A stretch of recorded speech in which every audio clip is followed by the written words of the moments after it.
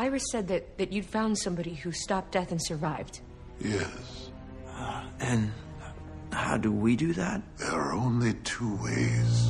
By killing or by dying. If you take a life, you get the time that person had left. To truly break the cycle, you have to die.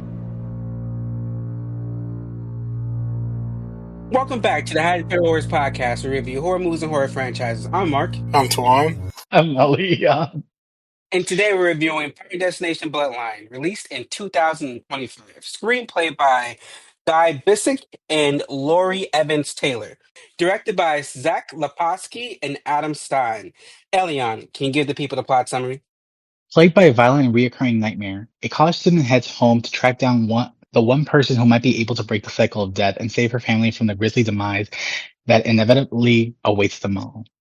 So, first up this week in some Haddonfield headlines, we have the Jason universe has been announced. So it is currently the 45th anniversary of Friday the 13th, and they have the Horror Inc. is celebrating accordingly with the new Jason universe logo, honoring the franchise's legacy, and they're also unveiling what they're calling the new Jason Voorhees design. But to be quite honest, this looks like how he looks in everything else for the most part. The only difference is the mask. The crack on the mask isn't there. So wait, are they going to make like a new storyline with Jason, or is it more like a requel? We don't even know. It's tricky because it depends on who makes the movie. Okay. If the original writer of the first Jason movie makes a movie, then it can only be about Pamela and Jason as a kid. But if the person who owns everything else makes a Jason movie, then it's the Jason that we know and love. But he would have to be placed somewhere else that's not Camp Crystal Lake. Okay, so we don't know if it's a remake or like. Nothing has been announced. That's the thing. Okay. No movie or anything like that has been announced for Jason. This is kind of just like them, celebrating the 45th anniversary of the character right now. Gotcha. If we see him in other media, he'll look like this new version.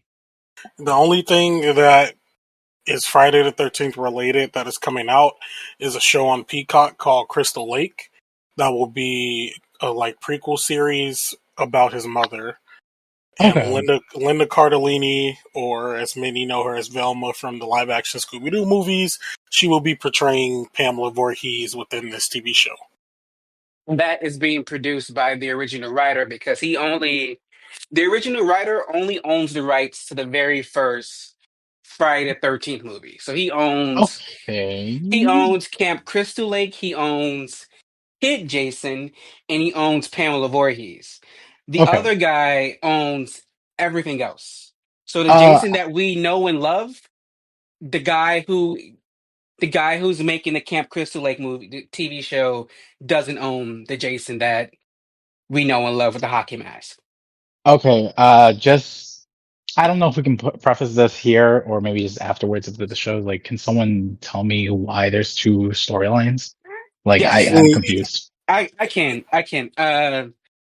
The original script for the first Jason movie was they put out an ad in a newspaper for a work for hire type of deal where the writer didn't really own the story, quote unquote. He was hired as a contractor to write the script. And he let that be.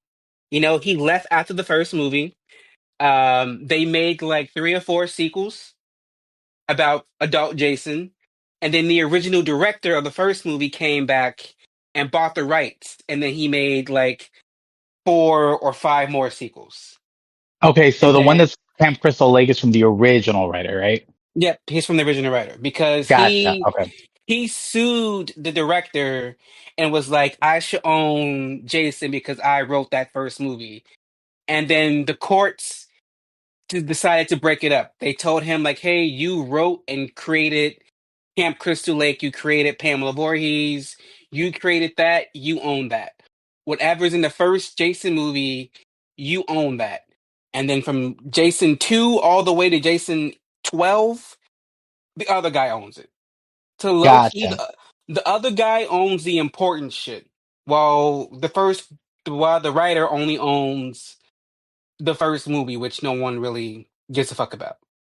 Is the first movie Jason, the one about like the it's mom, it's Jason's the mother? mom.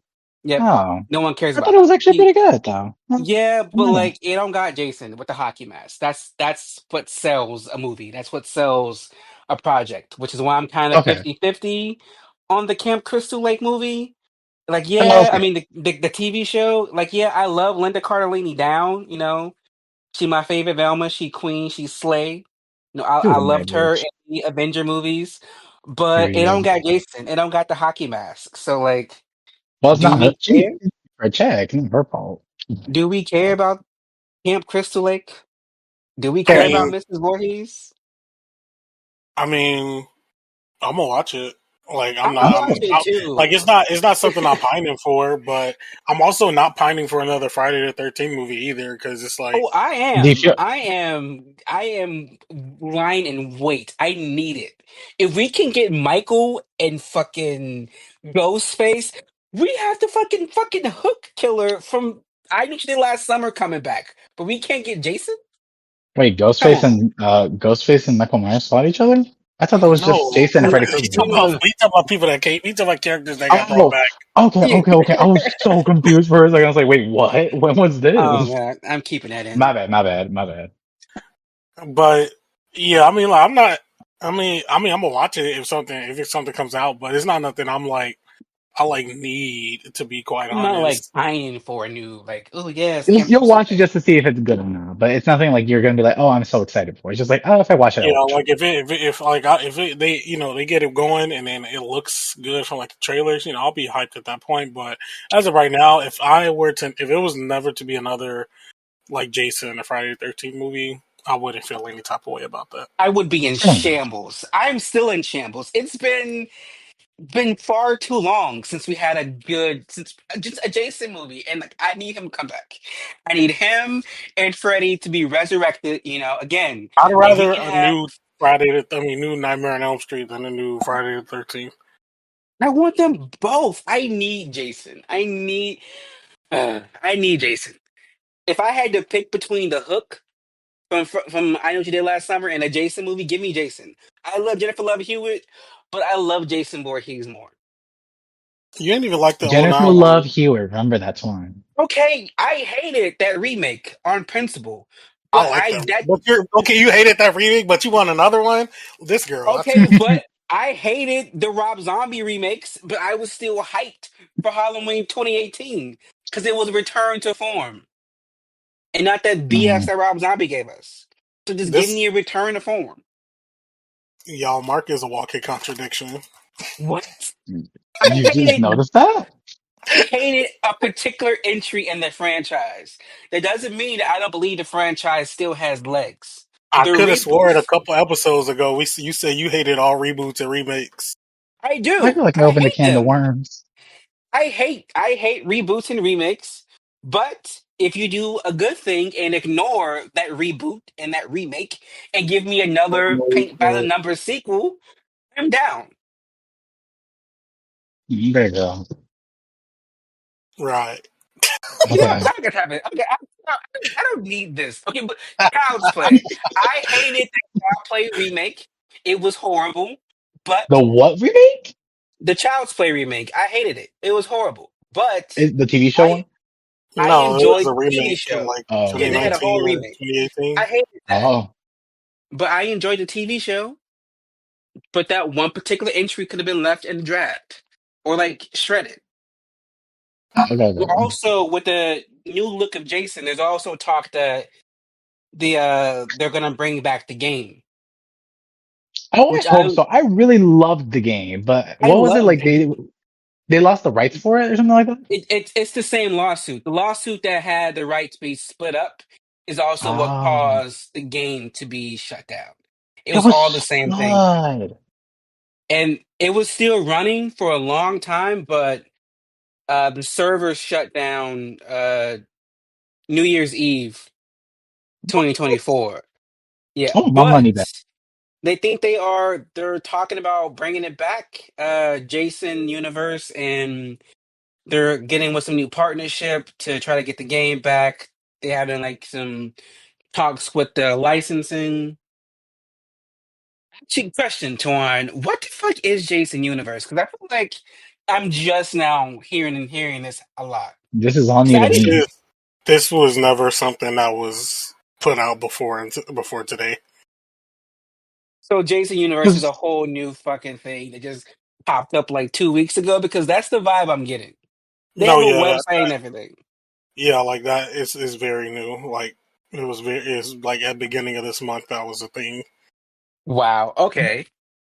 is it even possible? Like, I understand, like, the Scream universe, like all these other ones, but there really isn't much to do since, like, obviously there's two copyrights. So, like, you know what I mean? Oh No, we no, can. there is. Yeah, we can still get a hockey mask Jason movie. It's just they would have to put him somewhere else that's not Camp Crystal Lake. Fair enough. Essentially, you just have to think about it as the first movie, and the setting. So Crystal Lake, and then the the mom, like Pamela, those two things, think of that as one thing, and everything else afterwards, where Jason's like killing people, hockey mask, all that stuff, that's his own thing. One person owns Gotcha. that one half, one person owns the other half, and the other half has way more history than the first half does, which opens up a lot of other stuff. Because I mean, you technically don't need Jason to be at Crystal Lake. While if there was a full fledged like reboot or remake, it would be ideal to have him there, like just to introduce him. But they could make up some new shit, I and mean, he's If been I in told you, Manhattan. already He's been in space. yeah so if he I already think, like you said, he already went to New York. So if I told you the only two Jason movies I'd see, I feel like I'd be judged by both. Which I mean, ones? I only watched all of them because of this, because we Uh, did a I retrospective watched to the be one with the girl with telekinesis, and then Freddy honest. versus Jason. That was it. Well, that lady just died too from the telekinesis one. She Oh, just died recently. what? Oh, rest in peace. Yeah, but we watched and reviewed all of them, and I've been screaming for a new Friday the 13th project. Well, hopefully, hopefully this prequel series does well enough, and hopefully that guy is over there watching, and he's like, that man can't have a successful Jason project without me having a successful. Like, hopefully he get jealous and he put some shit out there. Maybe you know it'll Shit, do good. if the check look right. Yep, like let this become profitable for Peacock, and the other man get jealous, and he decide he wants to have his own competing Jason Universe project. Jason. If the check is looking right, I hope so for him. Fact. But anything else on Jason Universe? Mm-mm. I think it should be All enough. right, We talked for a bit. moving on.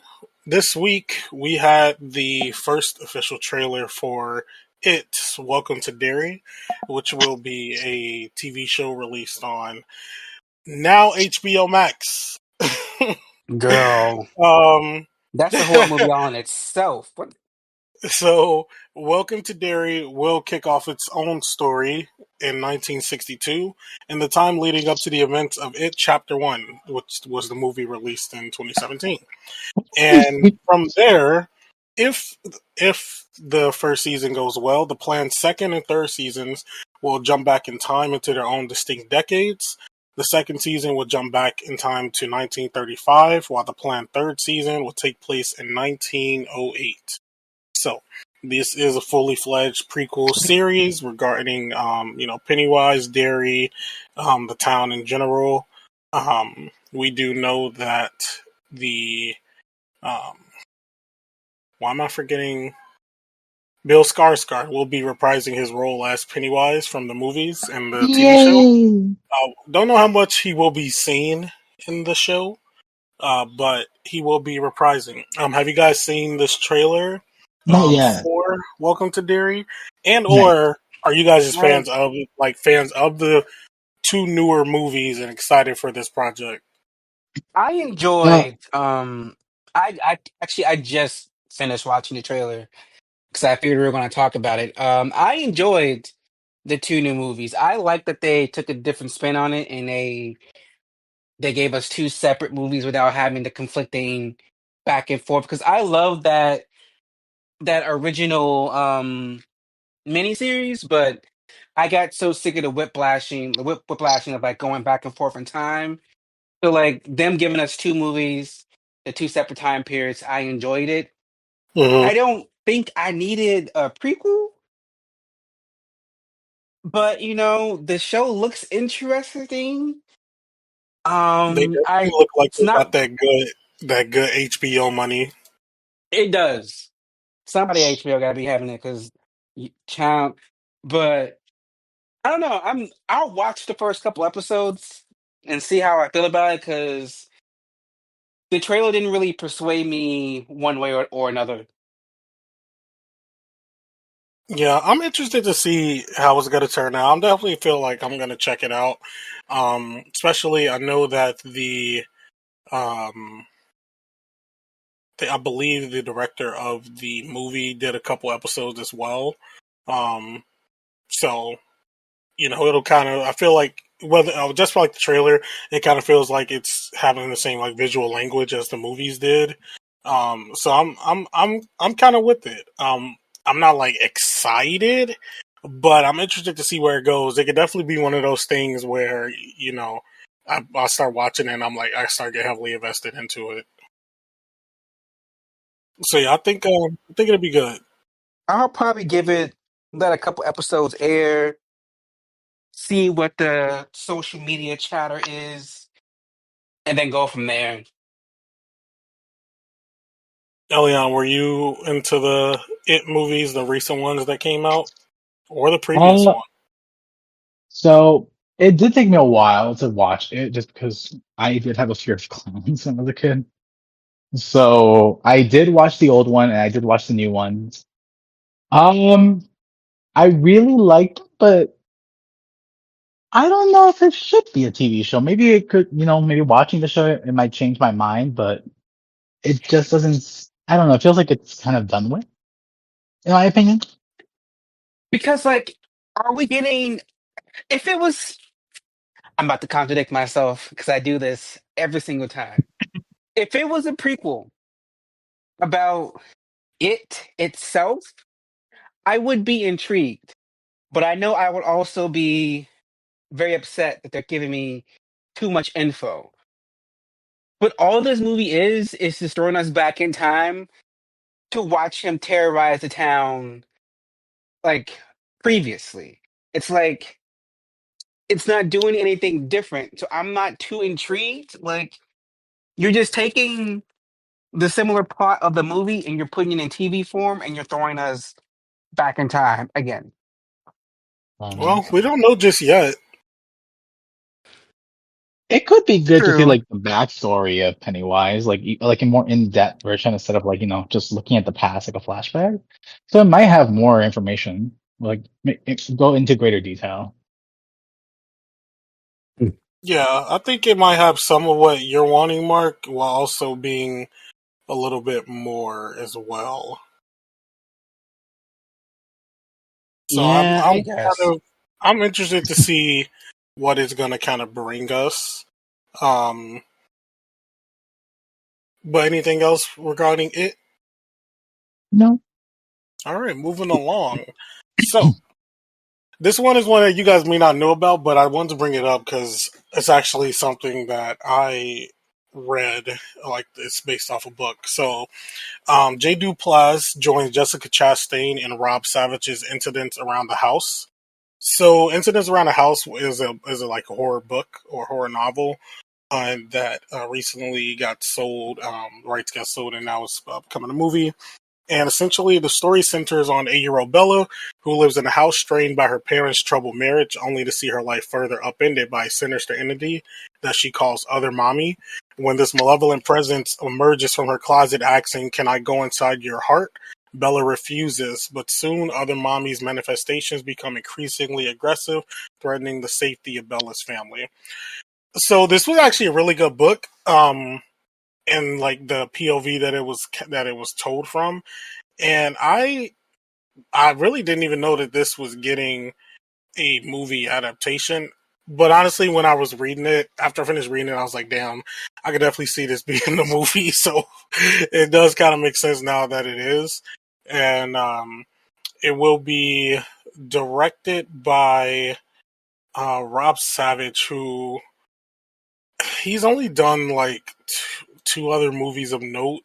One of them is Host, um, which I Is did that the one with watch. the, is that the alien, like, is that the sea monster one or is that the No, alien Host one? Host was like one of those movies that was what's the word I'm looking for?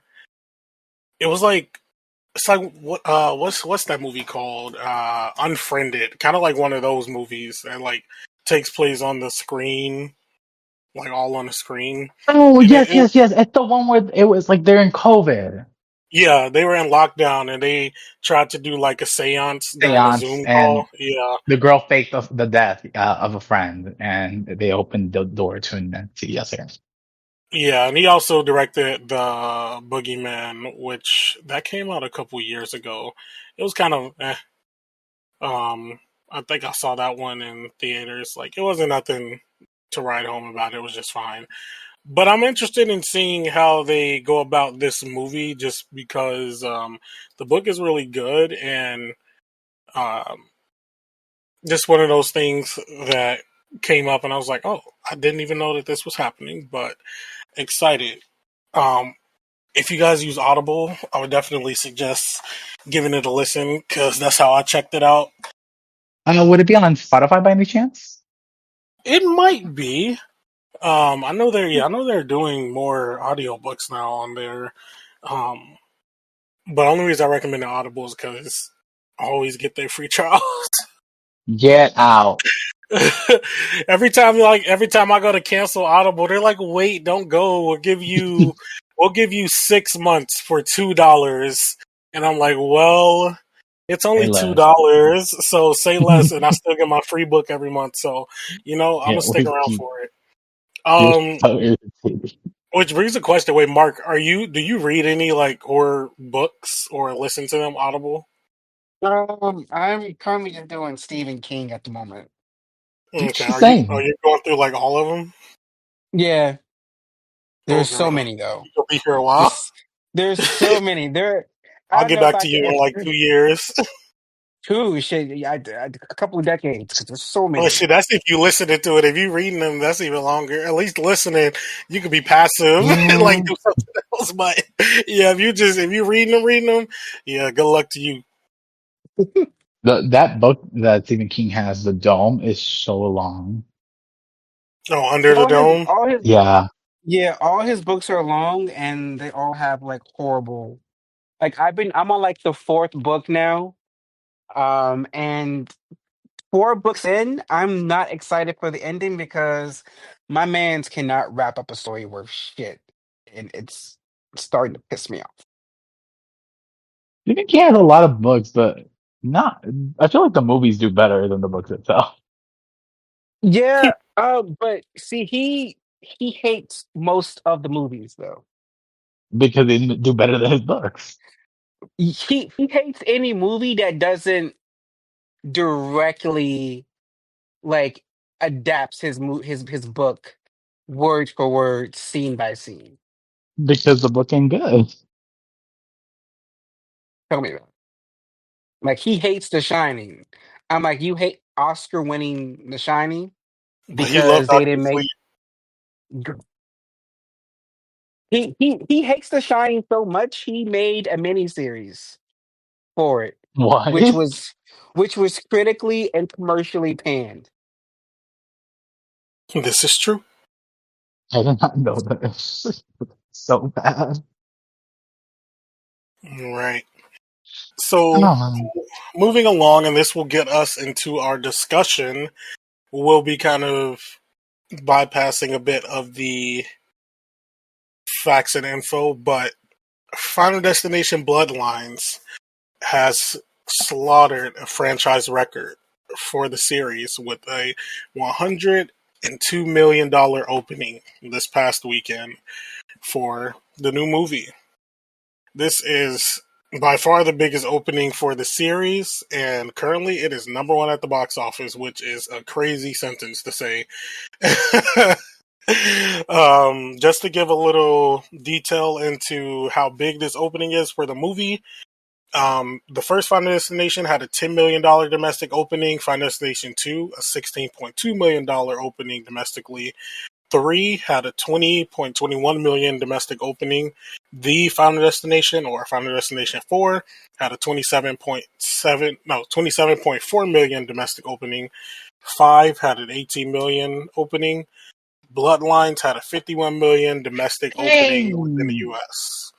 And worldwide, it has pulled in $102 million as of right now, which is crazy. And even more crazier is the Final Destination, or the fourth one, has the biggest haul of the movies, like overall, at $186 million.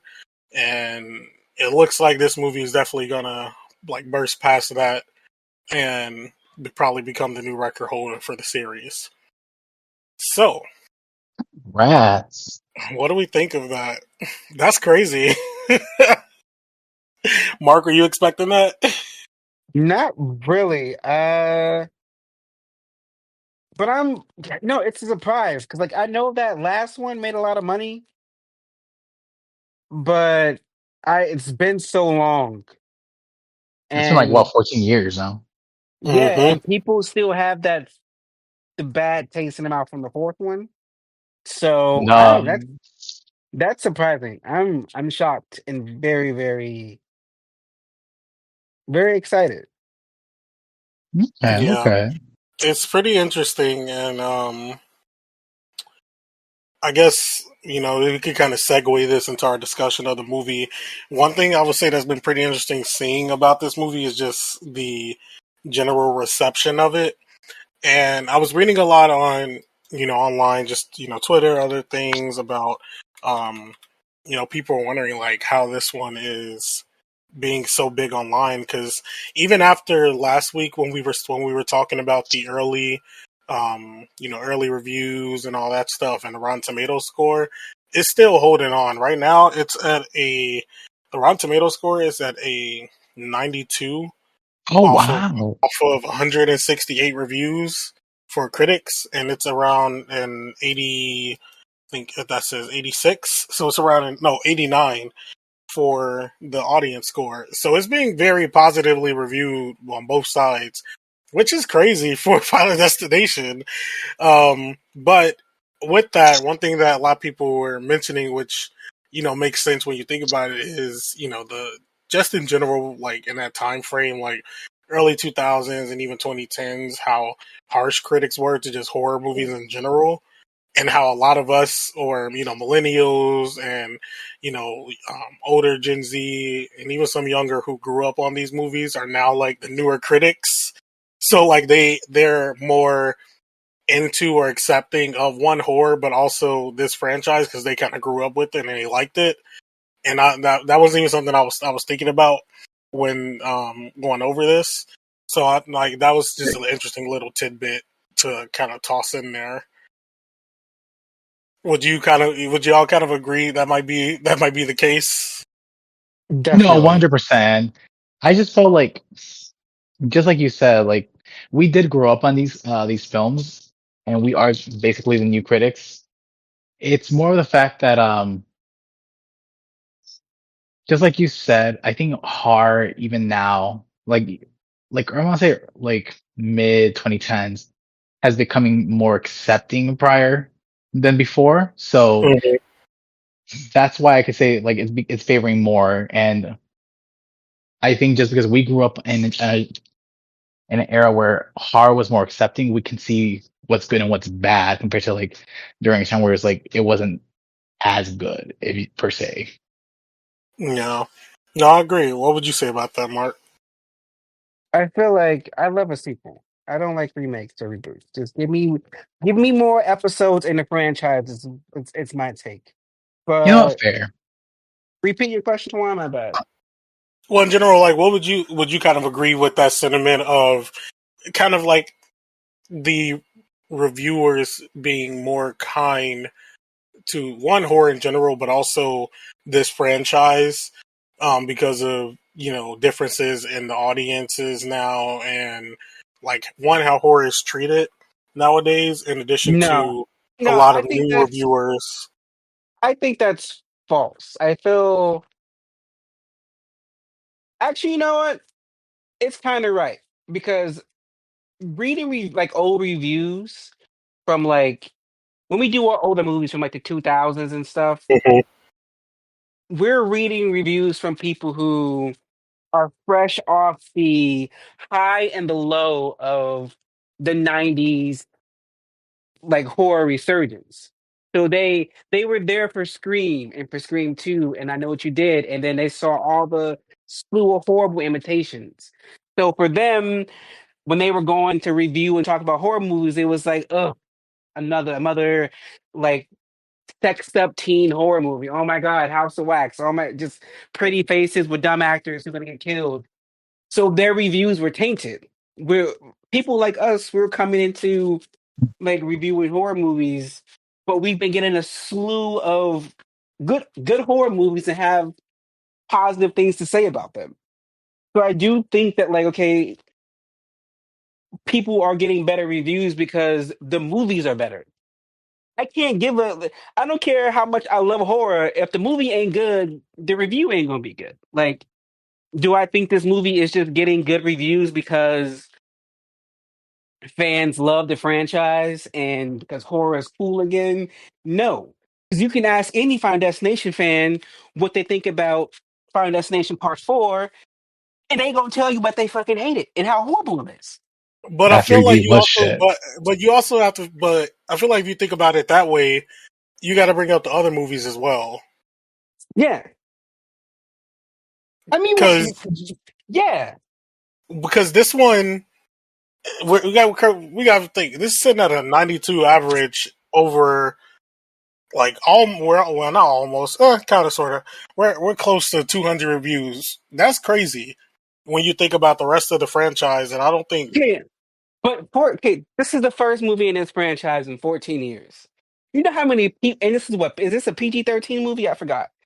Rated You R, I know damn believe. well this movie is not PG-13. Well, even if it's not 14 years ago, you know how people there are kids who who never had a chance of seeing a Final Destination movie because it's been 14 years. So now if they can, they're rushing to go see it in theaters.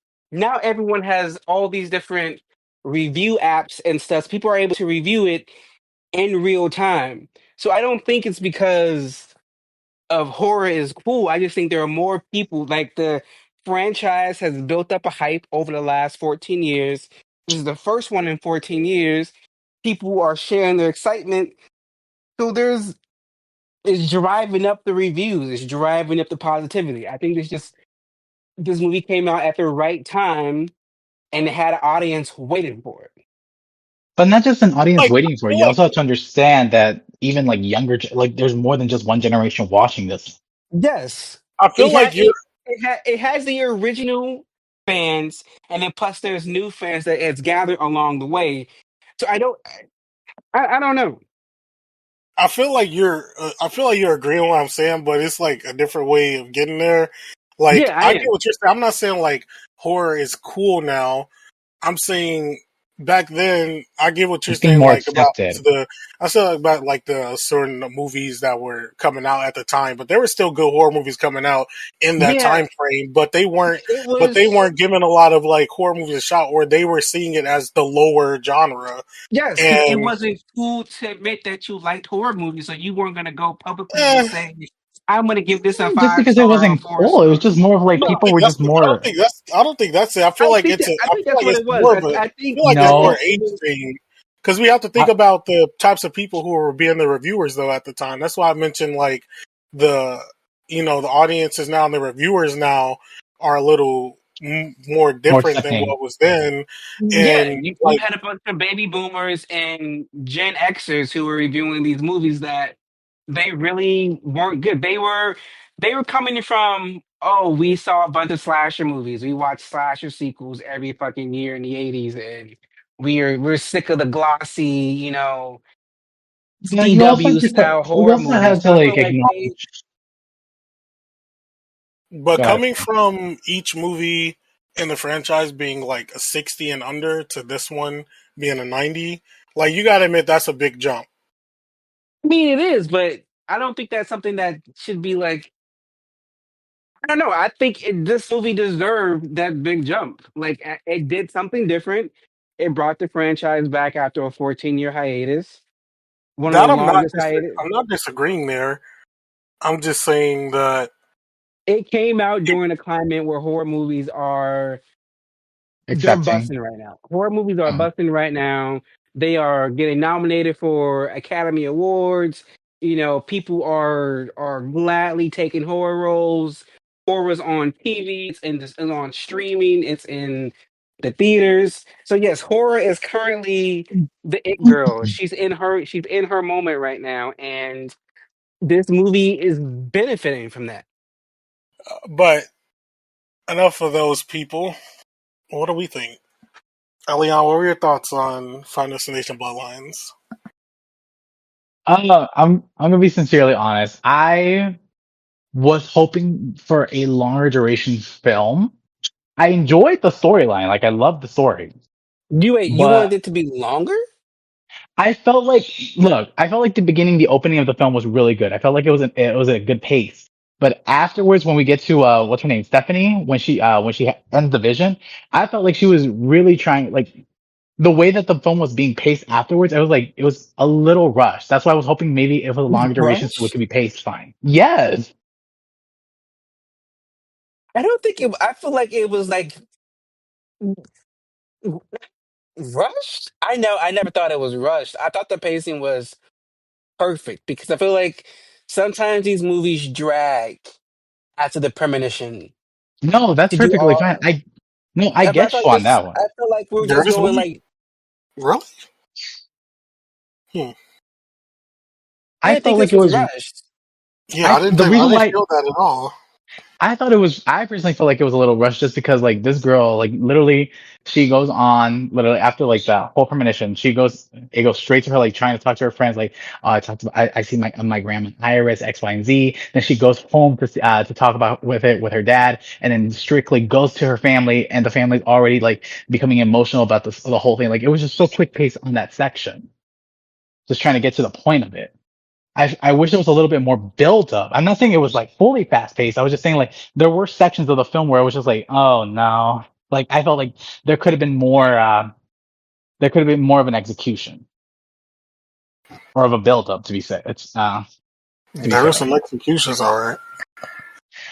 Another thing that I wanted to bring up besides that was for a movie that, is in this era, I was hoping for a better CGI for some of these kills. Um I will get into that when we get to the kills. But I felt like, for example, like the beginning scene where we're like literally in the what was that place called? It looked literally like the Needle, the Just, Skyview. There we go. yeah. The Skyview. Everything like I understand that they're going for like a look, but everything felt so. Hold on. Everything just felt so green screen, in my opinion. And then But besides that, I did enjoy. There was, I don't know if you guys noticed, there was a lot of Easter eggs from the prior films that I honestly really quite enjoyed. That I would like to get into when we get to the scene section. That's like a staple, though. I feel like they do that in every Fire Destination. Where they always have like something that like harkens back. No, no, fair enough. But I But just feel like with this one being the last one, you had a lot of Easter eggs from every portion of the film. yeah, and I say for me, like I don't think, in my opinion, the movie wasn't. It didn't feel rushed. I felt like it was hitting all the beats. they're like right away. Like they 6 movies in, they know what the fans want. They know we don't want to linger on like just random setup BS. Just get us right away to the point, to the plot. And I feel like it was going great. And I, I loved the family dynamic. I didn't going into this. I didn't know everyone was going to be related. I just thought it was going to be her and her brother, and that was it, and like some friends. I didn't know it was going to make a whole family affair, and I genuinely love the family interaction. And this was a good movie, and I enjoyed it. And I saw a couple different theories online, but the one I go to and the one I had before the movie I even saw the movie was that that lady saved the life of everyone in that little Space Needle looking place, and they all went off to have kids and grandkids, and those are the ones we've been seeing being killed throughout the franchise. But I don't know if you saw this theory, Twan, but I saw someone kind of debunk that because, like, Alex died, but his parents are alive. Oh, I never That thought that was the case. I see. I was thinking that like she saved the life of everyone in that building, and we've been watching their descendants get killed movie by movie by movie. But then I'm like, damn, Alex's parents are alive. Alex's best friend who like got murdered and who died in the bathroom, his parents are alive. So I kind of just like threw that whole like theory I had like out of whack.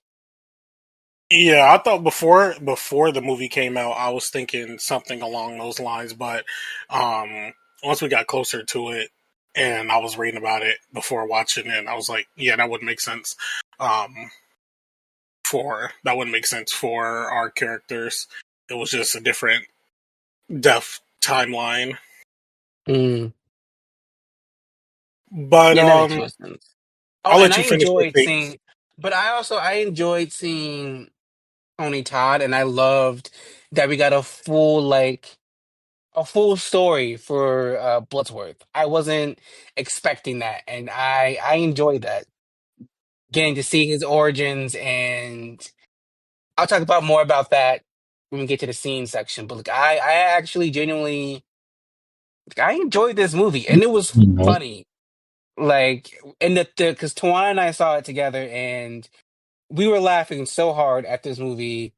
But so were other people. We were all just like in it together, in for the ride. I could definitely tell we were in the theater with other Final Destination fans. Yeah, especially because we went to like the last showing of the night too, so that's when the Yeah, real yeah, fans was right. out. As Mark was saying, I'll yeah, the movie was funny. I will give it that. Like there were actually some good bits in there. Funny enough, a lot of people didn't like that. It was a bit funny and like with some elements of it, which I don't know. I feel like they kind of started playing with the dark comedy like after the first one because the first one was definitely the most serious in tone out of all of them. I feel like, but once we get to Mhm. like the second one ongoing, like they were a bit Well, more see, funnier. that 3D one, the NASCAR race one everyone hates, that one also tried to be super serious and Pride, have like, yeah, and people hated that. Yeah, it's And so when we terrible. got to the fifth one, we had two different comic relief characters, but they were killed off quickly. So like I enjoyed like the humor through line in this movie. like these movies been funny. Like we not gonna forget the end of number two when old boy got blasted Wile E. Coyote style by the grill and his arm ended up on his mama plate. Like, come on now, that's hilarious. But yeah, this movie has some good funny bits in it. I appreciated that. You know, some good relief. I know we'll get to it, but just the in general and characters. But Eric, he was definitely funny throughout. You know, some of his scenes, and actually Hitman the brother. Um, but that was pretty funny. Overall, though, really like this movie. Um, Good movie. I was hyped for it. Like Mark and Elian know when I'm hyped for a movie, I'll be standing on my Instagram, and you know I'm I hyped for a know movie you are. I saw it. when I start standing on my Instagram for it. So that's when you know the hype is real for me. Like Had to I'll mute be your posting ass. like I'm on the marketing team, which I some of had y'all teams I need to be sponsored by. had to mute you for a little bit, to be honest. Sis. Yes, yeah, I need to be sponsored by AMC, Warner Bros, Universal. Y'all know, get on that. But Get out. but yeah, I really did like the movie. I thought the opening sequence was really good. This one, No, the opening was um, amazing. it might be I think it's in my top three of the opening sequences of all the movies so far. Um, it was handled very well. Like, and as Mark mentioned earlier, this was like the first time I got to see one of these movies in theaters, and like when she was looking down that fucking building, the way my heart rate went up, you see that glass cracking, I was like, oh hell no. Okay, Mm-mm. are we talking about scenes yet? Because I just want to hop right in. When that piano fell on I that was so kid, happy. I was so happy. I was so like happy. Tuan, do you remember the whole theater was like burst out Like laughing yes, because that fucking kid was so annoying and so rude. And I was like, if this motherfucker survives, I am done. I am walking out this theater. I cannot do this. I Y'all thought cannot. And then he was just running, and and it kept pissing me off because it kept faking. Like he ran to the stairway, get out the way, kids first, and then the stairway breaks. But then the dust moves, and there he is. And I remember Twan was like, "You gotta be fucking." that was the first thing I said to y'all in the chat. I was like, I'm so happy that But piano fell on him. when he was running and that piano got him, the whole theater was like, "Yes." I was like, It "Cause was you so had to like." satisfying because he was such a brat. Was a dick. I was like, this kid cannot make it." like once he left out the stairs and like the stairs didn't get him leaving, I was like, oh my god, they're gonna let this little fucker I live. I And forgot then that. that wide shot, that motherfucking piano, high key props because I didn't think they was gonna do it, especially not like that. I did have a question for y'all. Yeah, go Because ahead. so for me, the movie, like the bootleg version, ended after the movie was done. But I heard like somewhere in the ending credits, they go back to the bloodline of that kid, and they go back and like see. He I got forgot killed what by it a was. piano truck. Stop, really? Yeah, he got killed by a piano truck, a I have truck to that go was see it. hauling a piano. I gotta Yeah, go see it. because they all still died in similar ways that they would have if they died that day. Mm, And like, oh, Tuan, because I forgot we saw this in regular formatting, right? We didn't see it in IMAX. We saw it in Dolby, which Okay, because people were spoiled not by the movie, but they were told that people the knew aspect that ratio. yeah, they knew that all the kills were filmed in IMAX. So when it got to Eric's fake out death scene, they knew he wasn't gonna die because the aspect ratio didn't change to IMAX during that scene. And I'm so glad that wasn't something for us because I was tense that entire fucking scene. But I kind of It knew was he wasn't gonna die though. Like, why would they show us his death scene in the whole trailer? they showed us the dad step scene in the trailer. I mean, sorry, a but little bit, but I I want mean, to. you're right. But also, like the first teaser being the whole death scene. Like, I didn't think he was gonna die. I mean, I can see them doing it's Final Destination. There are gonna be more like deaths, more kills. So I can see them like giving us one to like get our appetite going. I could see that being a thing. Like I thought that guy was dead. No, I didn't think so. It got me. Yeah, Eric's when I death saw was that, one of the most horrific ones that I've ever seen. yeah, when I That saw it, that first trailer, I was like, yeah, I didn't think he died there. I definitely thought that was a fake out, which it ended up being, because at least to me that'd have been egregious as fuck if he did like do that, like die that way. Now the dad one, they did spoil that one, or the uncle of the dad. That one was spoiled, which but you could tell in the trailer like he was actually going to die. As I felt like the Eric, it didn't feel like he was going to die from whatever was happening there. Just him getting Mm. like set on fire. Like it wasn't giving. I feel like we need like some explosion or some shit. But um, But speaking with Eric, that scene when we find out, like, oh, it's my fault. I fucked up the order. You're not Howard's son. Like, bitch. And now my baby's dead. I was like, wait, who's my dad? Is that why he always wanted to play catch? I was like, oh my, and that apparently shit that was part, so funny. apparently that was ad-libbed. That wasn't in the That's script. hilarious. And that makes it so much better. And I have to say, we're not at characters yet, but like Eric, my favorite character in this movie.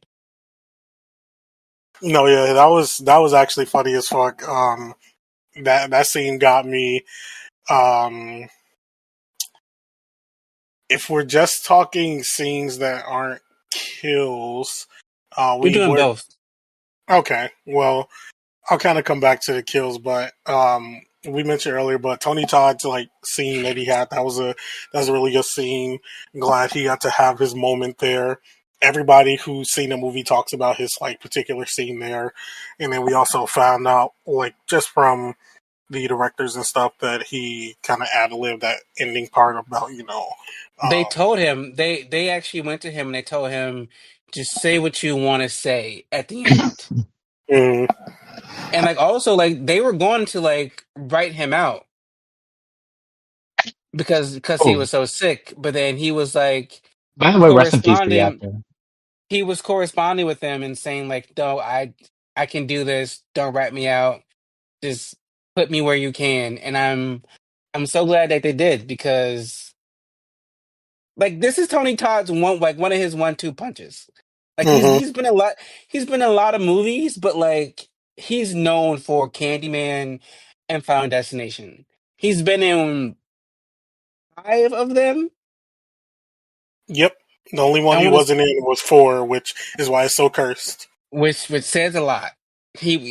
He said that script was ass. So Yeah. He even gave his voice as a cameo in 3. He didn't get a ass nothing in 4. mhm. So that's how you know he's paying him dust for real. That should have been a sign. But yeah, that scene it was very good. As of course we said R.I.P. to him, but I'm glad he got to do that before he passed. So that was very nice to see.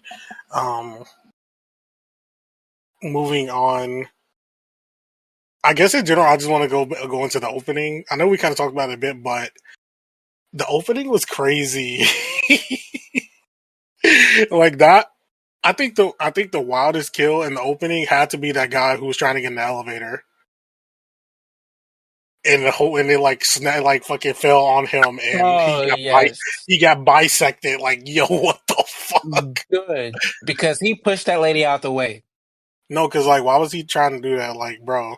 But either way, that that building design, I know it's basically supposed to be like the Space Needle in Seattle, but that elevator, like the glass floor in the elevator, like all that shit, like, bruh, I don't And know about that. they finished what 4 or 5 months early. In the movie, yeah, they said they were ahead of schedule.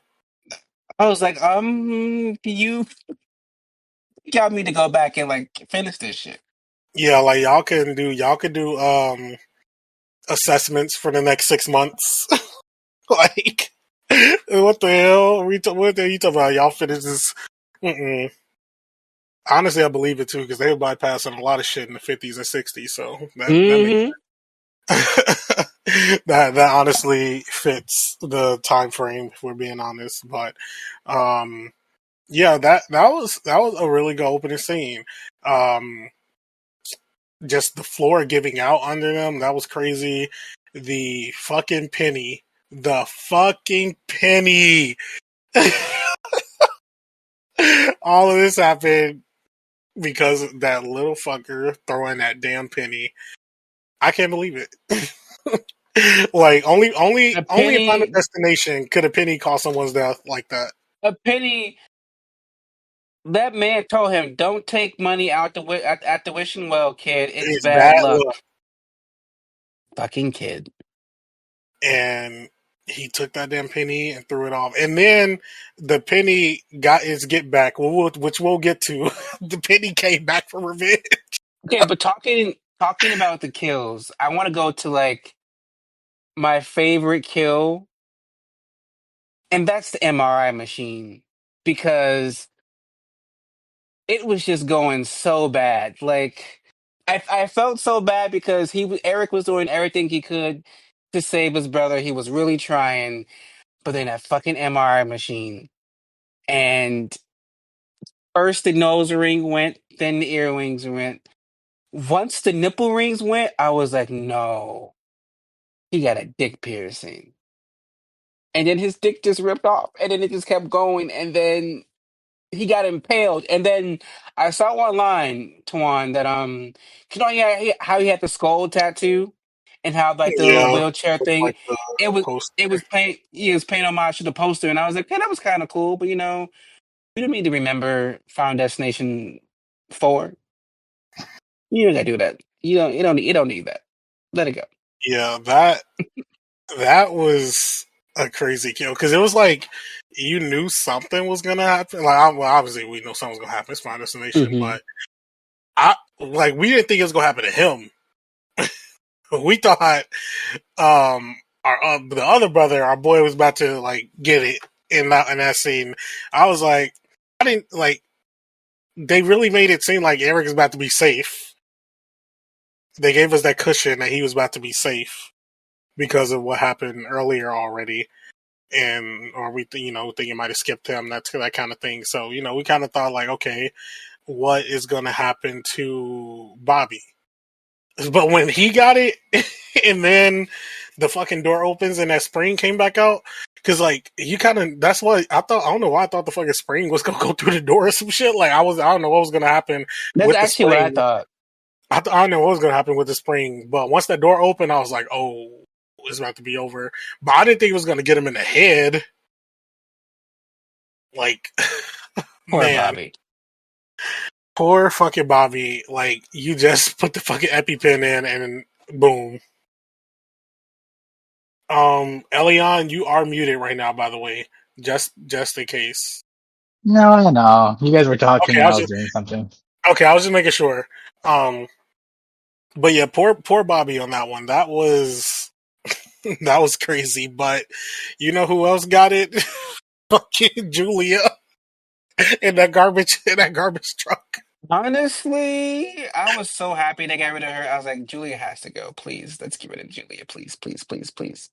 She's It That was annoying now. good. The effects were just like, just like what I said. Just like I wish they did better with the effects because you could tell. they actually did do both, but they kind of layered the CGI over the Hmm. what's the name? But yeah, but the CGI is what made it bad. It's just like, oh, I think Julia's death looked that the pulling of the arm was kind of but overall, I think it wasn't. I don't think it was that bad. I felt like they put Um, more in the budget with Eric's death. 100% they did. I like there were so many similarities with all the kills. Like for example, Iris's death, like literally it looked like Ian McKellen's or whatever his name is from Final Destination 3. Like that thing fell on her, just like it fell on him. Just not as good, I would say. Then we have the what was the other one? I want to say the other one was the grill. I felt like that was like a little. I know it's just an assumption. It goes back to Final Destination 2 when we saw the explosion. It was just more of like that on top of the lawnmower with the mom that got like that rock in her eye, Oh yeah, I forgot about that. But and yeah, then obviously the ending scene with Stephanie and her brother. Obviously brings back the trauma of one Final Destination 3 about the train a little bit, and then me me and Mark we were gagged as fuck. we We were were. gagged as fuck I remember when the Tuan logs saying, came out. first Tuan was like, not the fucking train. Then the logs came. Actually, yeah. the whole theater was like, no fucking way. That shit was so crazy. Honestly, that whole scene was crazy. Just to cause I actually before we saw it, I think I saw like another like trailer on Twitter, and I said it to Mark. I was like, "Look at this!" And like the whatever 5 second mark, because it looked like they were running away for some shit, like a wreck or something. I'm like, "What the fuck is that?" And then when we got to it in the movie, I was like, "No fucking way!" Like that's insane. And then only for it to be the logs coming back, that was so funny. Which Like is crazy because they used it in the promotion. Like they had fucking log trucks they did, which we thought driving we're around. like, okay, they're just calling back the two. They're trying to get Y'all, us, y'all But being cute or whatever. that was funny as fuck. I can't even lie. That was pretty funny how they Um, called back to that there. the mom's death, I, it was That's it what I was was whatever. saying. It's the same as Ian McKellen's death from Final Destination 3 when the thing fell on him. It was just more quicker. It being like paying homage to the old I didn't care about their paying homage. It's just like I didn't care enough about the mom. Like once the house blew up, bitch, you had to die. Like there's nothing I could do. Like Right. her goal was I have to get to the house for you guys to be safe. Once the Well, house the blew thing, up, okay, somebody had to die, and I knew I knew Charlie and Steph weren't gonna die during that climax. So I knew she had to die. I was just waiting for it to happen. So I kind of just like felt nothing. And like that part felt rushed. That climax, all of that felt like once Eric and Bobby died, those like that part was rushed to me. no, 100%. But like what you were saying, like they were paying homage for all the Final Destinations. Like I saw it. Like I don't want to bring back McKinley because I don't want to say McKinley again. But for example, the dad, I saw the barbecue scene. I saw the mother with the eye, but that glass also represented what's that girl's name from the fourth one where she was doing acrobats and she got into a nail. Yeah, yeah, I remember that. What else was I seeing? Obviously, we just talked about the log and the train. They were just paying homage to all the like the ways that they died in the other previous ones, which I really liked and enjoyed, and they did it in a different way. But it was nice that they brought back old scenes. No, I get you there.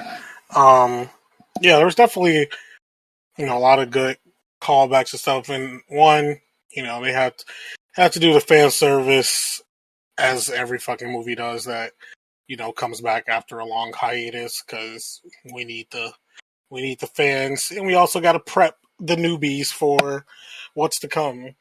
Um, but I think it was handled well for the most part. Like the kills, like mostly were still fairly original, like garbage truck, MRI machine, spring to the head. All that shit was pretty still like fairly original for the most part for the movies. Even though they had like some symbolisms to them. Only one that really wasn't like not the original was Darlene's just getting smashed by something. We've seen that like 3 times, like 2 times before now with Ian, and then fucking the kid from Final Destination 2 who got smashed by the glass pane, all that type of stuff. So that's kind of been done already. Um, I don't know if you guys saw like those little Easter eggs, like Paul's car had the license plates FL8 like 180, yeah. or the foreshadowing of the little toy trains. Hmm. Yeah. See that's the kind of stuff that you just kind of expect. I feel like since the first one, every Final Destination movie gives us Easter eggs, gives us those little like tidbits. You always see they show Flight 180 in some form in every fucking movie. Take Exit 180, or this is Racetrack 180, or 180 The this, 180 trains, that. Yeah, yeah, so the train. like that kind of stuff you just expect to see in a Final Destination movie. So like those kind of things, I kind of just like take note and kind of just like move on. As long as it doesn't linger too much, I don't care. So first up, we're just going to discuss kind of like the family in general. So not including Stephanie and Charlie and Darlene, but the extended family. So the cousins, um, the dad of Stephanie and Charlie, was it Uncle Hank or Hmm. Henry? Yeah, Uh, Hank, and then I we think it's also have Uncle Howard. Uncle uh, uh, Howard. There it is, Howard, yeah. and then we also have the aunt. So out of everyone of all these, just like Mark, our favorite has to been Eric as well. Eric was just he was just funny. He was a vibe throughout the movie. Like he was given those kind of like slightly like douchey vibes, but in an endearing way. Like you still like the character though. He kind of like teetered that line like really well, and you could tell the actor was having fun playing that character as well, which is always a good thing in a movie when they're having fun like playing the character. Um, and then him when he was together with Bobby made for some like funny ass scenes, like them two in the hospital when they were like, "We have to kill someone to take their life," and they looked at the babies and they were like, "Oh no!" that was just funny. Like a funny little timing there with that. Um, outside of those two, we had Julia, which she didn't really get enough time to get like go like expanded. She died pretty early on, to be quite honest with you. Um, we get why she was kind of mad at Stephanie, which we kind of learned throughout the movie. She was just being like, she was kind of giving the same vibes as her mom, like not really interacting with the family. It's kind of like doing the disappearing bit a little bit. And seems like Julia kind of filled in the role as like sister for Charlie, and that's why she kind of wasn't like fucking with her as much. Which I mean, understandable family drama type shit, which the movie was doing a lot of to kind of like flesh out these characters. So I kind of like that aspect of it. Um, you have Uncle Howard, who he seemed like honestly seemed like he's a pretty good guy. He was just trying to like be patriarch to the family, trying to keep everything together, um, and I all the didn't like family his like death though. It was like, go into it. Why not? no, like his death was just like, I would think the build up to his death was good, but it was just the way that it was just the climax of his death was just like I was expecting it more gruesome, especially since it was a lawnmower. It was just like, and then the screaming was kind of dramatic. I don't know if they were trying to go for like a comedic kind of, I don't know if they were trying to go for a comedic, like, like the over dramatic kind of scream or like, but it wasn't, I wouldn't say it wasn't the best I would expect.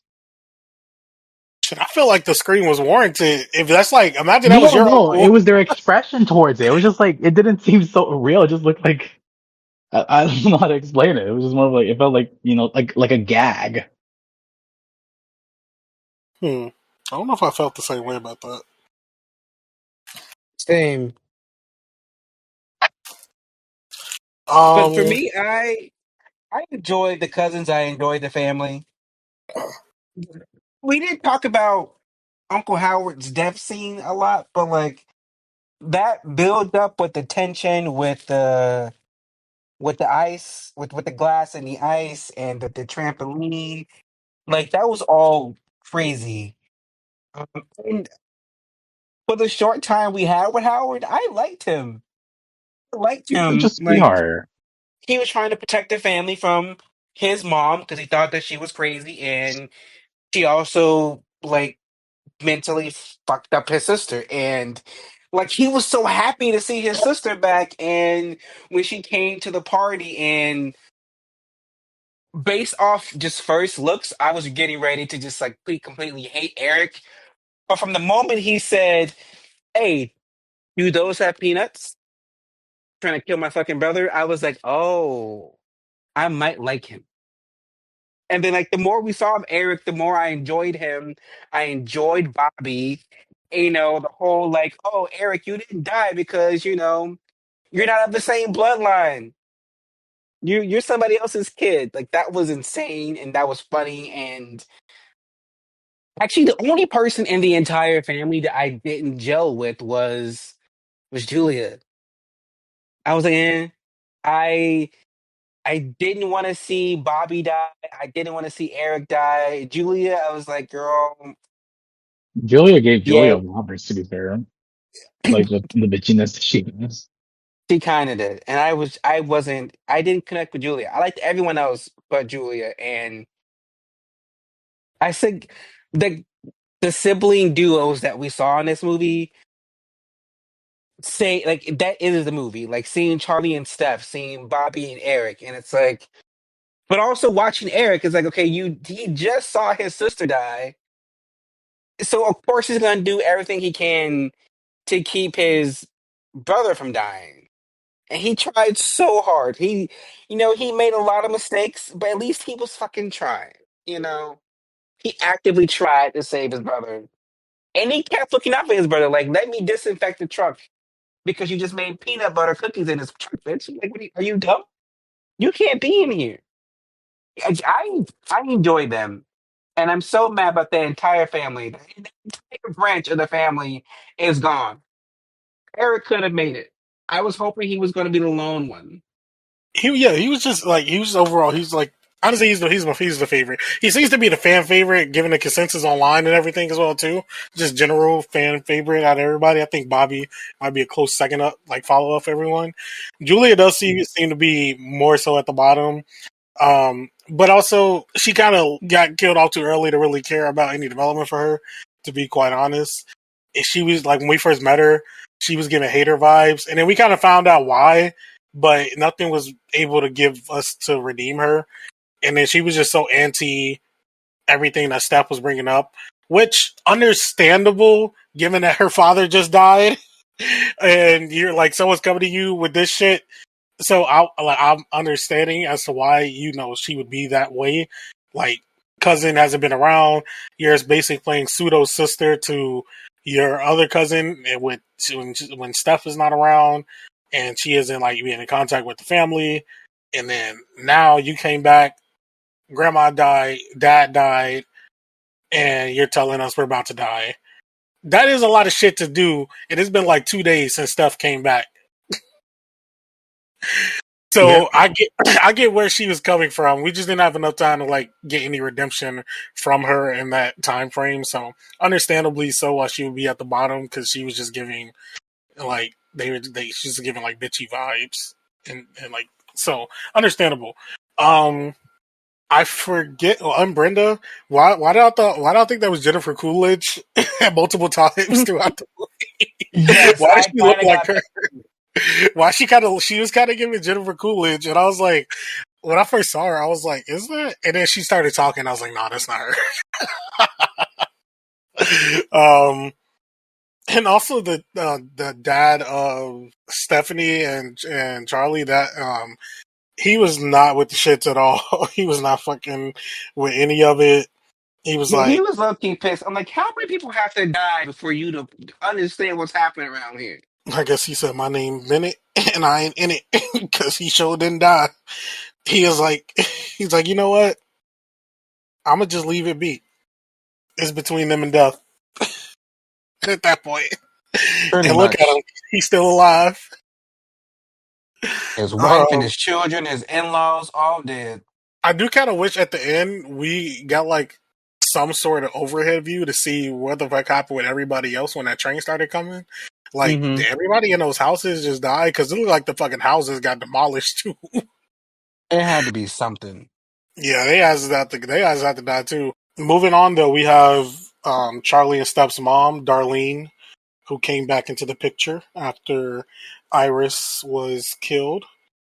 And they definitely did a good job, like making us like sympathetic to Darlene and why she left, and also to Howard as well, like in tandem with that, because of like how overbearing their mom was to them. It was kind of reminding me of why am I forgetting the character's name in the newer Halloween? How Laurie had her daughter and she was like very like hella overbearing to her about Michael Yeah. Myers. It was Mm-hmm. kind of giving me that vibe of like Iris and Death in general, and how, of course, that's going to rub off on you being a part of that for so long. So, I mean, in the context of like the story that we're in, it definitely makes sense as to why she would leave after getting so overbearing with that, and wanting the children to have like the most normal life that they could given the circumstances. So not great to leave your kids, but given what we know of how Final Destination works, um, it was it was the best decision at the time, and they did good with kind of like giving her like her slight redemption and coming back trying to help out, and then believing it, and of course she died at the end, um, trying to well after protecting Charlie and all of that. But I think overall Darlene was pretty forgiving. Not pretty forgiving. We were able, she was a forgivable type of character, and given the story and circumstances. Mm-hmm. You have anything else for Darlene? I just feel like I was never upset with the character for leaving. Yeah, Honestly, Howard gave us a reason to like not hate Darlene when she showed up. He that's literally true. said our mom was crazy and obsessive, and it fucked me up. It fucked Darlene up. So I was with Howard. Like I didn't need anything else. It could have been just left at that, and I would have understood. And then when she pulled up on the camper, I was like, well, after seeing Iris, and now I'm looking at Darlene. I'm with Darlene. But Hmm. then they went and they told us, she said, one day I looked at you and I saw the scary little girl that I used to be, and I didn't want to ruin you.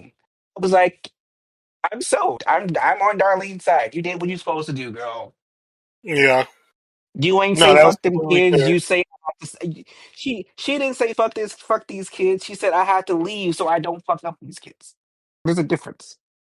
I'm Team Darlene. All right, we're gonna move along then to Iris, who has been saving the family for 60 plus years. I really enjoyed the fact that they made Iris literally like a copy of the first character of Final Destination. You know how he was like locked in his own house. He was finding ways how like to escape death, and she was basically writing it down in a book as well. And she was successful for a long time, which I Yeah, but the love. thing, Like she was very successful, and she was also trying to keep Bloodsworth alive. Hmm. We didn't talk about Iris's like death in the premonition, but of all the scenes that like made me like squirm in my seat was watching her finger like Oh my god. tear apart. I was not ready for that. I was so I know uncomfortable. the name of that. What's that? What is? Oh my god, what is that called? Degloving. That's what that term Yes. is. That. Ugh. Ugh! I can't. It took me out. But she went It's through so always the much. smallest shit like that. It's always It, so small shit like that, like a finger getting ripped off, or like doing and some they shit with know like the that. eyes or something, and it's like, oh. It's always those small like things that get people over the big bombastic stuff. But like it just like she did everything she could to save Bloodsworth. Hmm. And she was still doing it. And I was just like, Iris was a G. And like she's over here talking to death. He's like, ha ha ha, you thought I was distracted. I'm not distracted. I got you. And then she knew if she stepped out the house, she was going to die. But she wanted to protect her family so much, protect grandkids that she never even met, that she was just like, fuck it, I'm about to die. I'm walking out the house. Here you go. Please try to save yourself and the family. Like It's funny. Death was even setting it up while they was inside. He's like, just in case right? her ass come, just in case she step out this bit, I'm ready. He definitely was like, oh, this might be it. Because He's I like, was just wait a like, minute, we got her. 'cause I'm just like, she was like, you saw her hesitate at the door. Like, am I gonna step out of here? And then you saw her take that deep breath, and then she went. She's like, no, you need this, please. It's like, okay, she the best mother? She was like Laurie Strode. So I'm glad you mentioned Laurie Strode because she was exactly like Laurie Strode. Like, was I the best mother? No. But did I teach you how to like not get killed? Yes, bitch. Like, what you want from me? I think Iris, yeah, she has to be because they what people call them online. They call the people who have like the visions, the visionaries, like of the movies. She got to be the best one because I mean, 50 years, 50 plus years. Nobody. So she did her thing, and like honestly, compared to everybody else, she went out on her own terms. Like she knew it was about to happen. Unlike everybody the other times, they didn't know what the fuck was going to happen. But this one, like she knew what was going to happen when she stepped out of there, so she did what she had to do to try to protect him. I mean, it didn't work out, but that's on them. That's the rest of them. That ain't Ivor's fault. Um, but she wanted to do what she had to, and she went out on her own terms there, and I commend Iris for that. She was a real one for like through and through. Um, and she kept in touch with Bloodsworth throughout the years, and he was helping taking care of her too. So I flex with that. All right, well, we're gonna move on to Charlie, the younger brother of Stephanie. Mark, you have anything on Charlie? Um, that's all I got. We didn't get much. He was there trying to support the family. Honestly, no, he wasn't trying to support the family. He needed niggas to live so he wouldn't die. So Shit, I'll be just like him too. The fuck? I mean, well, yeah, like, but outside of that, I was just like, you know, I didn't really care.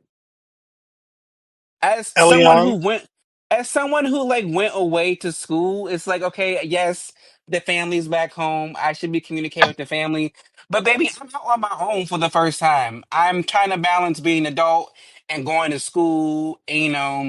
I don't got time to be texting home every day, checking in, like, hey, family, hi, cousins. Hi, baby, bro. I'm just trying to have school. Can I do that? But he did say So he, he tried calling her, and she never called him back. Like that's still crazy. Elion, you have anything for Charlie? I was gonna say more, but Mark kind of just took everything away from me. But I What were understand you going from to what say I though? no, just like I understand why he was the way he was, just because obviously, like basically their mother abandoned both of them. Like he said his sister is nothing, not just like a big sister, but also someone to lead us to. On top of that, especially like just like I don't know if it was you or Mark that said it, that he was trying to call out and communicate with his sister. Especially, like that's like as much family as he has. Like, yeah, he has like all his extended family, but at the end, that was still his sister. And the fact that he never reached out to him, he kind of felt abandoned, just like his mother for a moment. Even though he tried to do his best to like have a loving relationship with his mother, he he obviously grew up with his sister more, so it hurt him more like that, the way that it was. And that's why he was so rebellious towards her, and that's why he kind of like chose to be with the cousins, just because that was the only family he had during that time. No, you're so right though. yeah, but Um, then don't try to come and hug up on Steph after you realize, oh shit, she ain't crazy. We actually out here dying. we are moving on to our last character, which is Stephanie. Elion, what are your thoughts on Stephanie? So as I couldn't engage with her, to be honest. The only thing I could relate with her is being like a college student. Yeah, like I get busy and all that stuff. But I'm gonna say it again. I felt like the storyline was so rushed that I felt more connected with the brother over her. Um, She's overshadowed. She is what? overshadowed. I feel like Eric overshadowed most people in this movie, and that's why he's a fan favorite. She Um, was kind of bland. She's not the worst. Yeah, like I don't think it's anything. Yeah, I don't think it's like actor's fault. I think it's a It, it, characterization. it's just the no, the actor was characterization. no. I thought the actor was perfectly fine, but I just felt like her dialogue was not like not her. I was saying like the director giving her that kind of dialogue. It was kind of like eh. It didn't give any kind Yeah, of a it's momentum.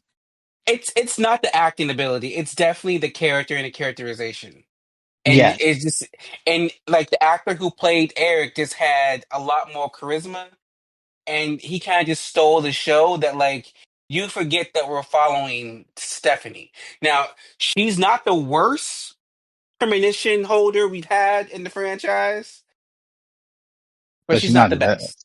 Like I She's would like put in her, like if I had to rank all of them, she would be in like my bottom three with like the guy from number 5, Nick from number 4, and then her, and then my Well, top honestly, two, to be the first fair, three just to bring movies. this back, it was not. He never really had a premonition of all her family. It was more a premonition of what her grandma had. So it's just like also that, also that she's Yeah, not I like thought she's there not was gonna like be something else. I I thought. did No, too, what I and they had such a great ability to give the ending a great like a good vision, like especially with the train, the logs. If they did that like what they did in Final Destination 3, where like she had a premonition while she was on the train and she realized uh where it had an accident, she wakes up from the premonition, it just ends like yeah, that. I but would have no, been That's what I saw I people online been mentioning, and seeing that's that kind of what I thought online, was gonna happen. That's what I thought but personally was gonna happen though during the no, movie. they've only done that once though. No, but They've I only because thought done like it she was. once. I honestly thought that she was gonna have a premonition that led into another movie, You and know what? then oh fair, that would have been You know what good. I think, Tawan? You know what they should have done since they had the and footage? The revolving door thing should have been a premonition. I would have accepted that because they already filmed it. Just fucking use it. but what purpose would it have served? I don't know, but they had the footage and it looked cool. I wanted to see it. But like, they've only done that ending premonition in Final Destination 3. None of the other ones have an ending premonition. I Yeah, but mean, no, it would have been good to bring Destination it back at least. Destination Like 4 had like a middle. He had a premonition in the middle of the movie, so I guess that kind of counts. But like, I wasn't expecting it. But to see everyone online being like, "Oh my god, well, why would that take that part out?" I'm like, it only happened once. Yeah, like I thought. I personally thought because she didn't have her own like premonition, I thought she was gonna have one at for the end herself, of the yeah. movie that would have possibly led into a 7, an actual sequel for a Final Destination. And in my head canon, it would have been them trying to reach out to Kimberly as the new Bloodworth. Yeah. Also, I've been seeing people say that they thought that Charlie should have had a premonition at the end, and honestly, I see like if the ending that we saw with them dying turned out to be Charlie's premonition, and when it pops back right before it happens, I would have accepted that. I could have accepted that too. To be like, okay, Steph doesn't get a premonition; she was just connected to her grandmother, but Charlie is the actual person next to get a premonition. I would have kind of gone with that, and it kind of would have made his character more interesting for me. But I didn't feel it for Steph. You know, not I that she was bad, not that the acting was bad. It's just like in this the movie, there were character other wasn't. yeah, there were other characters that stood out more that kind of just like diminished her. I do want to go back to what Twan was saying, like, she has a premonition and goes to a sequel. I would like just like that, it would give her her own storyline because I felt like this was more of like, overall with all the characters. Because obviously, she wasn't really like the most, how do I say it, focused character out of all of it. But what I would have liked, because they said that JB and Iris found the last only one survivor, and I think that was the girl from Final Destination 2, right? Because that's Yeah, how Kimberly. yeah, Kimberly, as you said, they could have brought it back, and Death would have obviously killed her because Death always comes back. But I don't know if they would have fallen in the same timeline. Wait, say again? I don't know if it would have been like the correct timeline. Wait, what do you mean? Like if Kimberly's still alive during when they were born, like if they were there still, or like if this was like years Well, after. And yeah, well, the thing is, the movies they take place in their respective years they were released, at least what we know. So Kimberly was like in her 20s when that Final Destination came out, technically. I mean, the second one, so that was like, well, that was like 2000 or 2002 or 3 when that or came out. The first one, The second yeah, one, what was that, uh, 2000? 2002. Yeah, so, I mean, it's only 2025. She'd be like in her 40s now, which I think the actual actress is around her 40s right now. So, Hmm. it wouldn't be that too far off. But like And obviously, that is if they if wanted they to brought do her that. back, she would have been dead anyways. Well, she possibly like would could die, like Eric, if she was to interrupt in their deaths. Like she could, if they were to bring her back in some way like that, which is kind of seeming like maybe that'll be the case in one of these, or if they do continue after this one, like with seven or etc. So it could be the case because that's the only reason that Eric died is because he was trying to interrupt Death's plans. So if like Kimberly got brought back, um, she could die again if she were to be like called Well, upon that's what by. they're gonna do in Final Destination in Final Destination 1 and 2, where the girl from Final Destination 1 survived and she was in a insane asylum to make sure death doesn't kill her, and then she just dies over the explosion. Yeah, because she was interrupting Death's plans. Yeah, so I'm saying like then Kimberly would have been going through the same fate as well. Well, yeah, no, that's what I'm saying. Like that is if she were to interrupt the plan. Like if let's say they went to her for help, like they did Bloodworth and all the other movies, I don't think anything would possibly happen to her. But if she, let's say, she did what Clear did, which Clear was supposed to die anyway. Like she never bypassed death. She just kind of was on a waiting list, to be honest, because she was literally just in a mental institution. So she didn't like bypass it. She was just on the waiting list. So it was eventually going to get her anyway. The thing with Kimberly though is she actually died and had to get her heart restarted. So she did bypass death. Right. So it's different. Like it is this. It is. I get what you're saying, but they are different, at least in terms of the movies. Fair, fair. Well, yeah, I don't think I said my bit, but yeah, I liked. I did like the actress that was playing her, but it kind of, as Mark mentioned, she did get overshadowed a bit. I wouldn't just say just by Eric in general, but I feel like there was a lot more going on around her.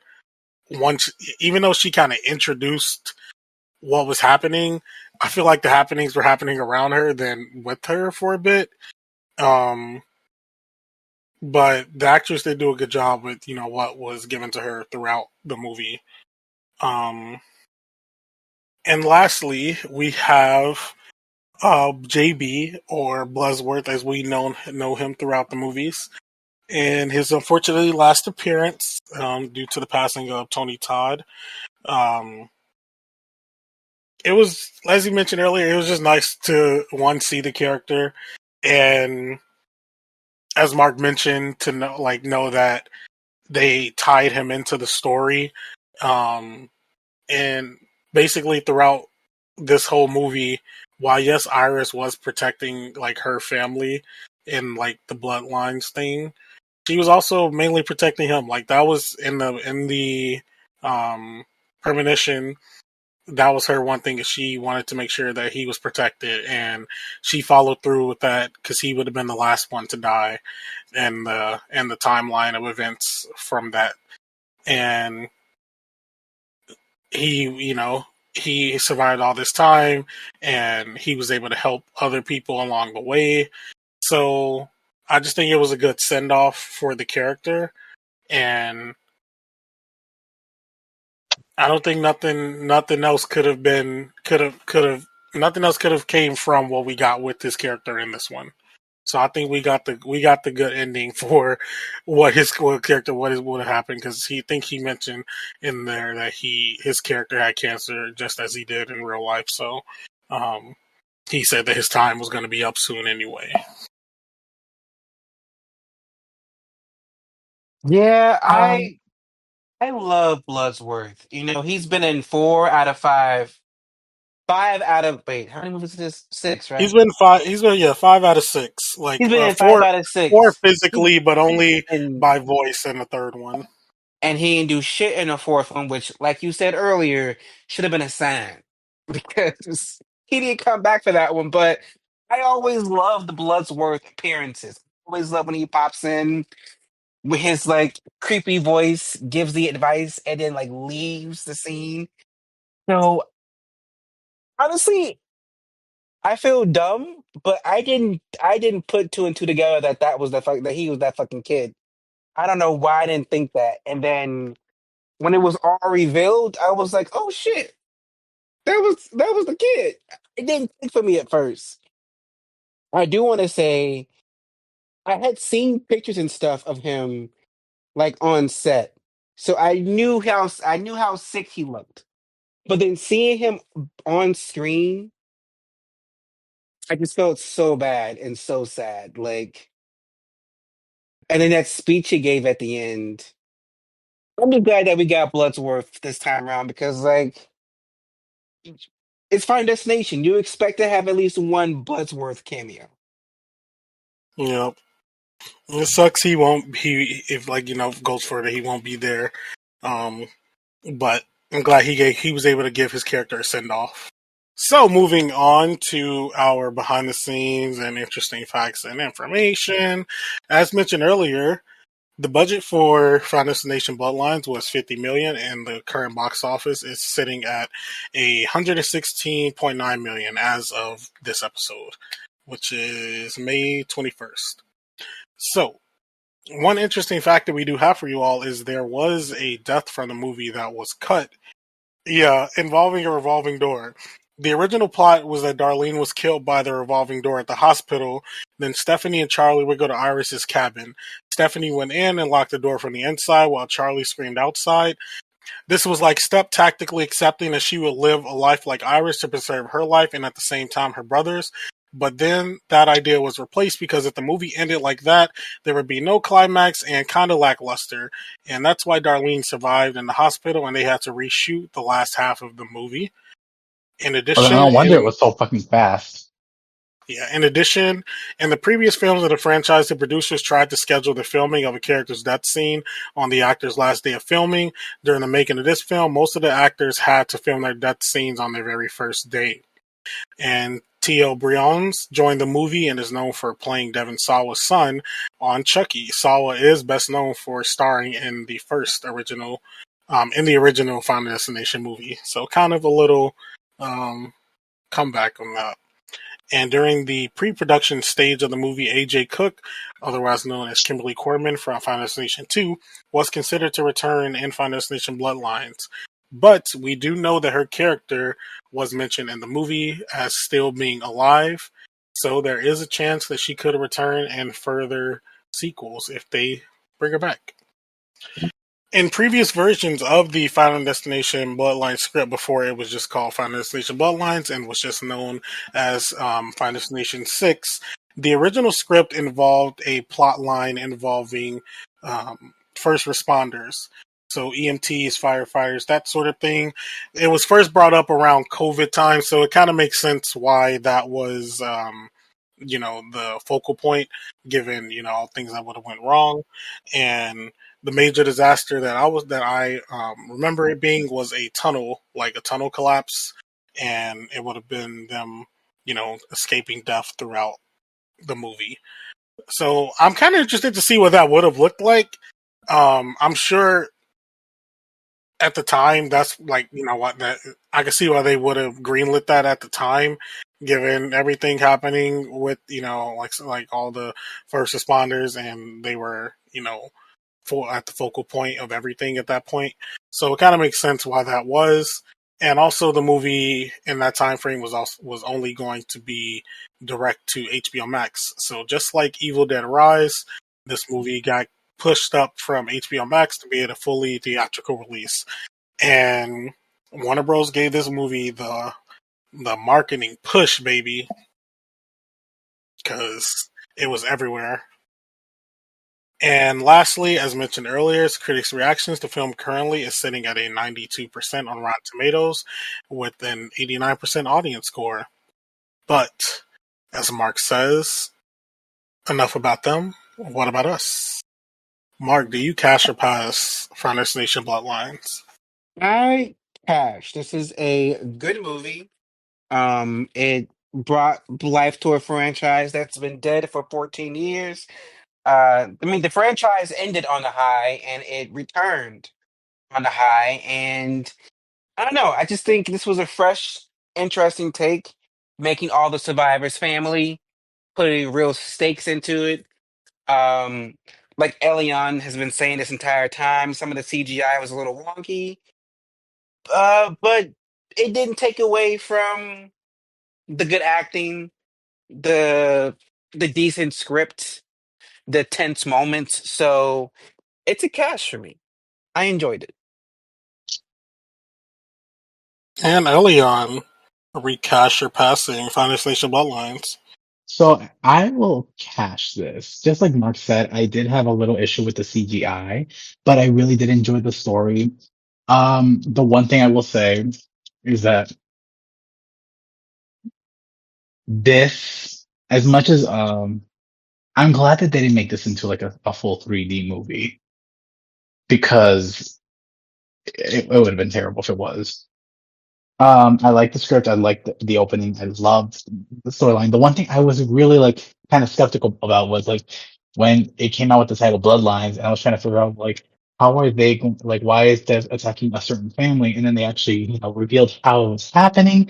It actually made more sense, and now I understood why. It just made it better. So that's why, and that's why cash. And to bring it back to myself, I definitely will give this movie a cash. I enjoyed my time watching it. As mentioned, this was the first time I got to see a Final Station movie in theaters, and it was a blast in theaters. Honestly, wouldn't be opposed to like one of our local theaters putting them all back in a theater just so I could watch them in Hmm. theaters for the one time. But I really enjoyed this one. The opening sequence was top tier. Definitely in my top three of the opening sequences. Um, I think the cast did good here. A little iffy on some of the writing for like specific, more so specifically for Stephanie. Um, but I think the dynamic that was given in this one was really good. It being a family, they kind of had the stakes be a bit different this time as opposed to some of the other movies that we were given in the series. And I'm just glad this franchise is back. This is one of those franchises that I just love. Um, love introducing people to it, and I hope that the good response to this one gives us another one, which given how it's already made back its budget, I can foresee that possibly happening, especially with how Warner Bros. Has been pushing their horror a lot these days. All right, and with that, we have a triple cash for Final Destination Bloodlines, but we will be re-ranking all of our Final Destination movies right now. So, Mark, give us your re-ranking of the Final Destination series. And do you possibly have your original ranking? My ranking's not going to change much. It's going to be the same for the most part. So in my sixth spot is Found Destination, the Found Destination, the one with the race car. That movie was bad. I think everyone can agree that one deserves number two. Final Destination 2 is gonna remain right after that in my fifth spot. Um, it's a good movie. It's decent. It's a decent follow-up. It just I don't know. It's just the other ones are better.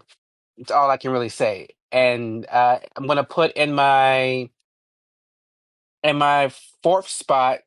I'm gonna put Final Destination Bloodlines. It's a good movie. The script is good, the action's good, the kills are good, but I don't know. I'm basing it off like I didn't really care for the person we were supposed to be following in the movie, and that just wasn't strong enough, and so it kind of gets dinged for me. And then in my third spot is Final Destination 3. My second spot is Final Destination 5, and in my first spot is Final Destination. So yeah, my ranking didn't change much. I just slotted Final Destination Bloodlines in the middle between my top ones and my bottom ones. You know a lot about tops and bottoms, don't you? I Um, do. I'm an expert at this point. Elion, would you be so inclined to give us your Final Destination movie ranking? The worst one is the 3D one, the Final Destination. The worst one. I never will ever watch that again. After that, it will be Final Destination 5. It was a good film. I just didn't like that it was also still part of 3D. Good kills. It was just that 3D portion that kind of like. After that, it would have to be Final Destination Bloodlines. Just like what you guys said, like it was a pretty good film. Some of the script was a little off. The CGI was off. Like granted, especially with what kind of like what we're working on, what we're working with now in today's generation. Then it would be Final Des Final Destination 2. That the log thing has traumatized me. Every time I'm on the expressway, I will never be behind one of those things. After that is Final Destination 1. Um, it was all right. I liked it. Um, it's been a while since I watched the first Final Destination. Obviously, it's a classic, the one that started everything. But my top one is still Final Destination 3. I think they did a really good job with that one, to be fair. That roller coaster one has given me a fear of roller coasters, and I'm so petty. Every time we're at like I go to like Six Flags, I say like, "Oh my god, this reminds me of Final Destination" as we do the drop. All right. And with that, I will give my ranking of the series. So just like everyone else who has watched any of these movies, the Final Destination is at the bottom of my list. I really just... it was given MTV direct to TV. That's what it was. That's what it was giving. Like it was given like some direct to TV, like MTV movie. It just was not it. Next up, Jersey Shore. Next up, and this isn't like anything against the movie. It's just a ranking of my enjoyment of them. I would put number 5. I did like 5, and I really did like the ending and how it looped back, and the opening was good in that one too. But I will say, after giving some of the other ones, like that's the one I rewatched that one the least compared to some of the others. My number 4 slot would be number 1. Still a great movie. Very much holds up after all this time. The effects and everything hold up, and introducing us to just the concept, very good. Third, I think I'm gonna have to put in Bloodlines right here in my third spot. I know it's fresh. The opening sequence in that one is what's pulling it above number 5 for me. I really like the opening in Bloodlines.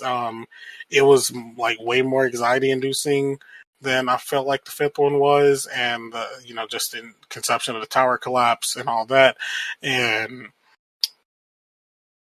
some of the kills we got in this one. I think it was really good entry.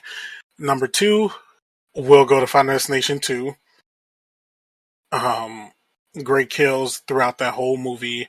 The opening sequence in that one was great as well. Great performances. But number 3 will always be my favorite. The roller coaster crash, all the kills Great in there. choice. The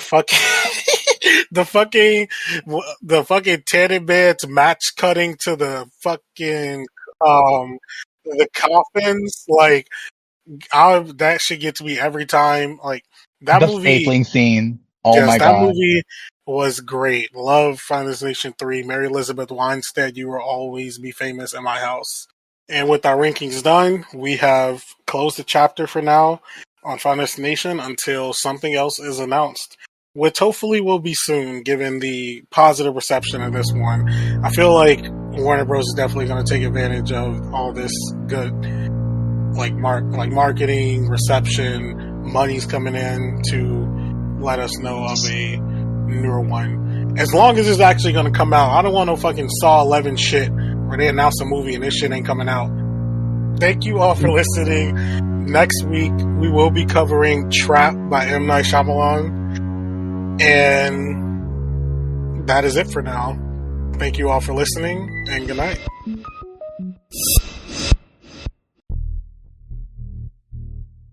If you like this episode, please be sure to check out some from the Haddonfield Horror Cemetery, where we've covered big franchises such as Friday the 13th, Halloween, and Saw, or one-off reviews like The Blackening or Hereditary.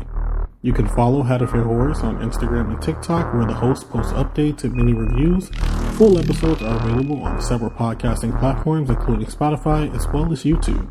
If you're listening to us on YouTube, please be sure to like and subscribe. The Haddonfield Horrors podcast is produced by Mark Smart, Tawan Griffin, and Elian Cordova, themed by Lethal Injection, and edited by Mark Smart. The Haddonfield Horror Podcast is a letter to media production. Should we do an intro?